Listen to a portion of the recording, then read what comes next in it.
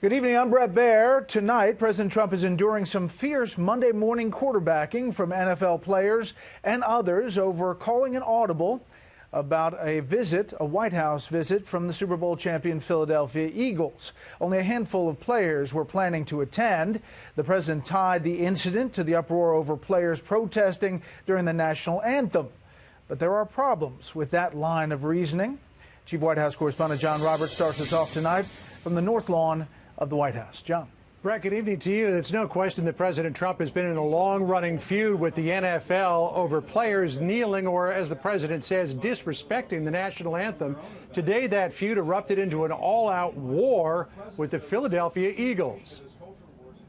We love our country, we respect our flag, and we always proudly stand for the national anthem. We always will stand for the national anthem. President Trump didn't even mention the Philadelphia Eagles on the South Lawn today. An event that was originally to celebrate their Super Bowl victory turned into a celebration of the military, the flag, and American patriotism.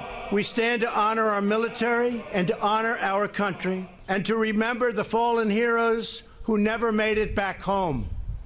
We stand to show our love for our fellow citizens and our magnificent Constitution. The president canceled the Eagles celebration last night after the team said only 2 or 3 players, owner Jeffrey Lurie and Swoop, the Eagles mascot, would attend. There were 80 members of the Eagles organization that RSVP'd and committed to attend this event as recently as Friday, as well as over 1,000 fans of the Eagles organization. And the Eagles are the ones that tried to change their commitment at the 11th hour. Philadelphia Mayor Jim Kenney didn't hold back one bit in a statement saying disinviting them from the White House only proves that our president is not a true patriot, but a fragile egomaniac obsessed with crowd size and afraid of the embarrassment of throwing a party to which no one wants to attend. The White House insists the Eagles were playing politics, suggesting the White House visit be moved to next week, when they knew the president would be in Singapore to meet Kim Jong-un. Look, if this wasn't a political stunt by the Eagles franchise, then they wouldn't have planned to attend the event and then backed out at the last minute. And if it wasn't a political stunt, then they wouldn't have attempted to reschedule the visit when they knew that the president was going to be overseas. President Trump blamed the players for the fiasco in a statement saying they disagree with their president because he insists that they proudly stand for the national anthem, hand on heart, in honor of the great men and women of our military and the people of our country. But former Eagles wide receiver Torrey Smith was quick to remind on Twitter, no one on the Eagles took a knee last season.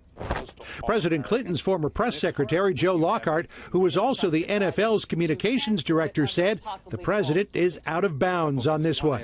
I think it's the latest example of the imperial presidency, how Trump sees himself as a president. Last time I checked, it wasn't his house. He doesn't get to decide, this is the people's house. And it shouldn't matter whether 10 players are coming or 30 players are coming.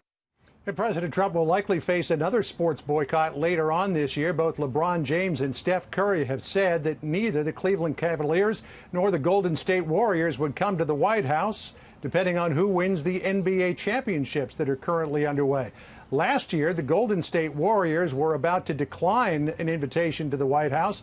President Trump got wind of it and jumped out ahead of them, disinviting them.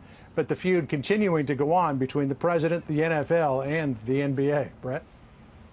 And John, a new development regarding Kelly Sadler at the center of that controversy about the comments about Senator John McCain. Yeah, Kelly Sadler was at least the head of surrogate communications here at the White House. Got into a controversy in a meeting, she said, about John McCain. Well, he's dying anyways.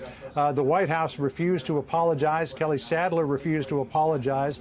In the wake of that, we are told tonight by senior administration officials that Kelly Sadler is no longer with the White House. Brett?